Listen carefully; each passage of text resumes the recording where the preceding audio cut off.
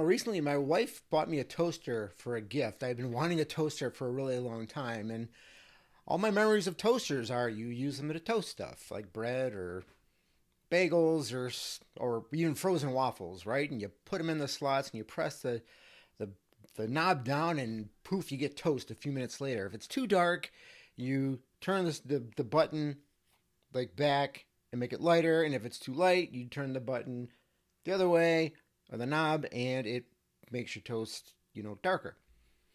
So she gets me this toaster and it didn't just have the push knob. You plug it in, which, right, you need power for your toaster. And then all of a sudden you have to hit a power button, like a power on button. And when you press the power on button, all these pictures light up. And on one side is the darkness. This tells you how dark do you want your toast. And there's little pictures. I get to see the picture of how dark I want it or how light I want it. On the right side were pictures of things I might like to toast, like a waffle or a bagel or a piece of bread or something like that. So I had to choose. So instead of just taking my bread and putting it in the toaster and pushing down the handle and getting toast, now I've got to decide, am I in a dark toast mood or a little bit lighter toast mood? And what am I toasting? Now, if you're a real rebel, you're like, you want to put something in there, it's like, ha, go ahead, you figure it out. Well, it's not going to figure it out, because if you put the bread in and you hit the bagel setting, you're going to get like bagel fried bread or something like that. And I was wondering how does the toaster know if you put in a bagel or a piece of bread unless you tell you what you put in?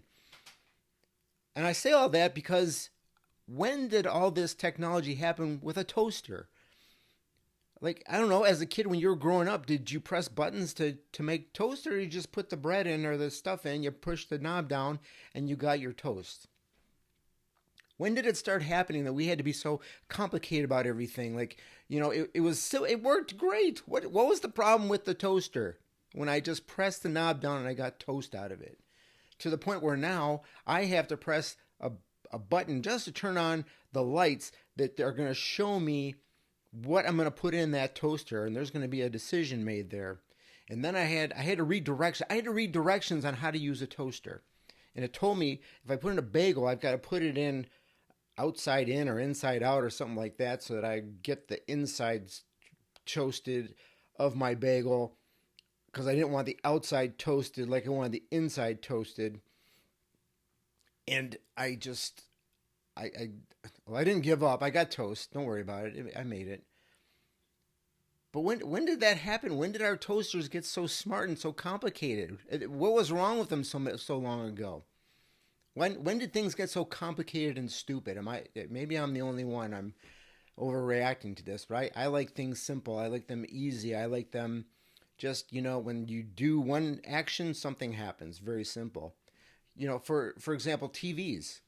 What happened to TVs? When I was a kid growing up, you would walk up to the TV. You had two dials. It was like, UHF, VHF, and you got your, 3 or 4 channels, 2, 4, 7, whatever, and then the bottom, channel 50, 62, whatever that was.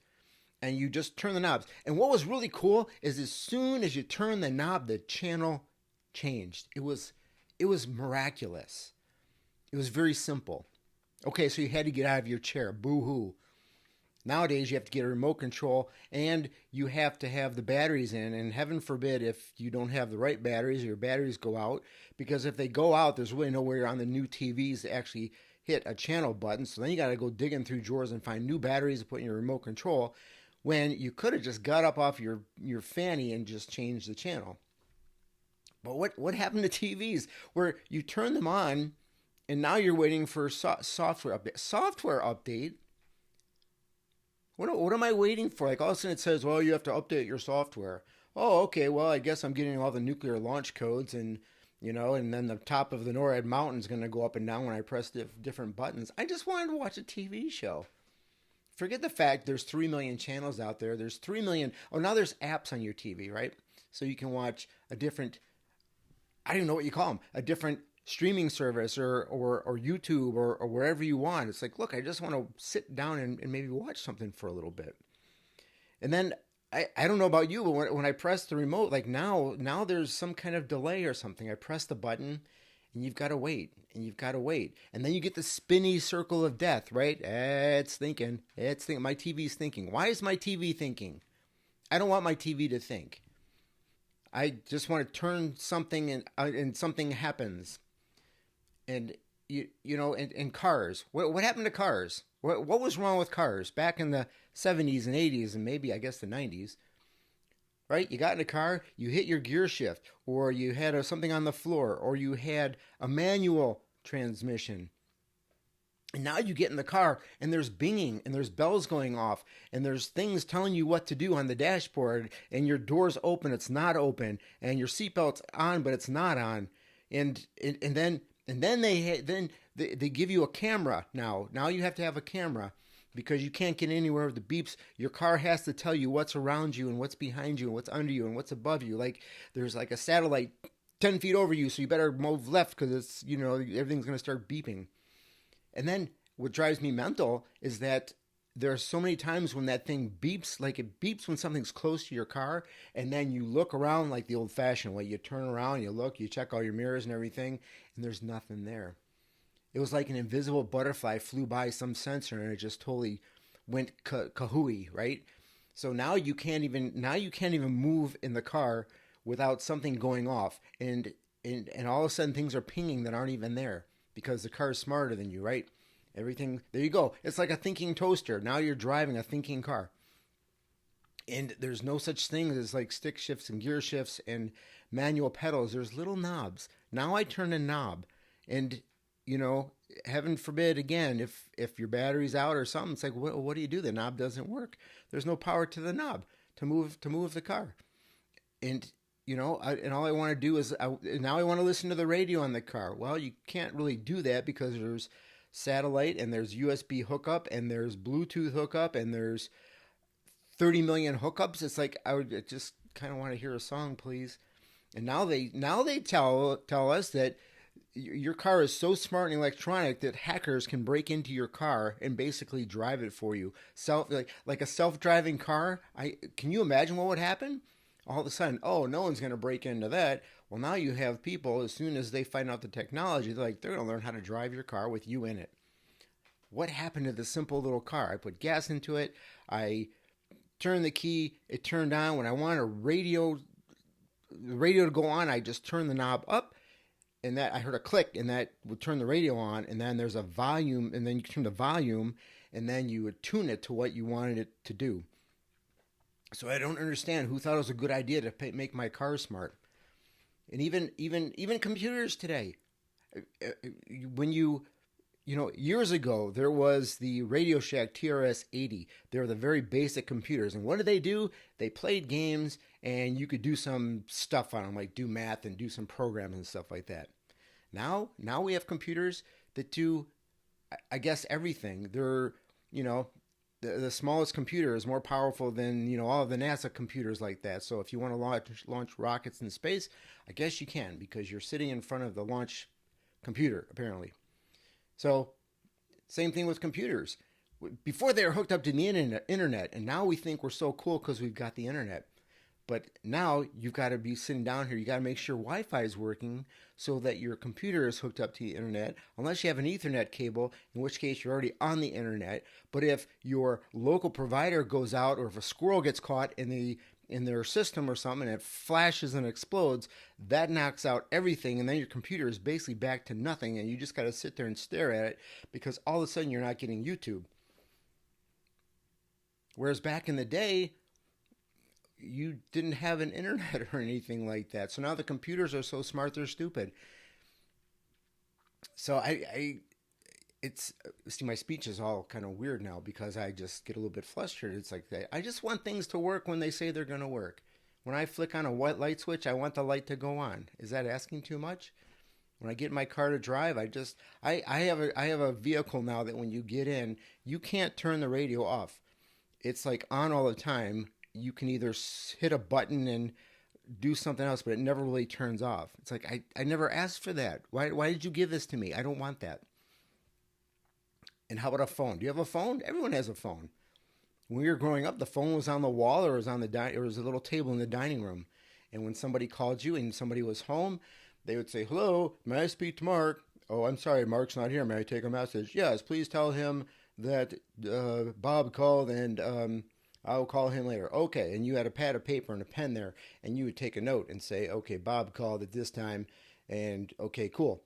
Or we got really advanced for a while there, and we had answering machines. And answering machines were like, "Hello, the party you have reached is not here. After the tone, please leave a message." Right? And you leave a message. No big deal. Now the phone's with us everywhere, and you have a heart attack if you can't find it. And not only can you take phone calls with it, but it's another device where I guess you can also launch rockets in space because these phones are now smarter and bigger than anything NASA had years ago. But now we can't drive anywhere without GPS. We can't you've got to know things immediately. Do you realize that there was a time that when if we didn't know something, we didn't know it. We just said, okay. And now you look stuff up. "Well, what is the capital of Tippecanoe country?" "Oh, well, it's this." Does anybody care? Not really. Are you smarter? I don't know. But now if you get water on your phone, you freak out because that's going to fry the whole thing. And the funny part is about all this stuff is that it's so advanced, it's so complicated that if the power goes out, you're screwed, right? It's over. Or they talk about, what is that bomb that just knocks out all the electronics? Can you imagine that day? Can you imagine if some hostile foreign country like New Jersey, they decided to take out all they blow up one of those bombs and it knocks out the power all over the place, and all of a sudden the cars stop and the computers stop and the your TV doesn't work and your phones don't work. That's almost got to be one of the funniest days that could ever be, because you can stand around watching people just staring at each other because they don't know what to do. So I don't know how things got so complicated and stupid, because back in the day, these things you had one job. Your car was to get you to point A to B, and you weren't in a traveling NASA computer simulator system.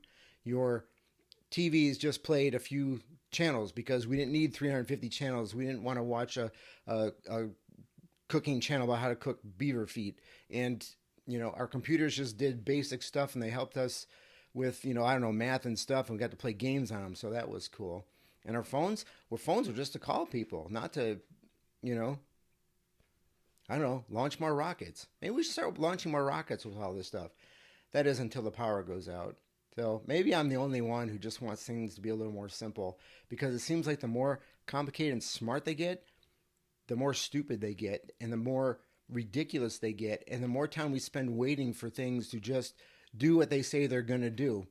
It's like having a friend who never, shows up when they say they're going to show up. So I just want my stuff to be simple, not complicated.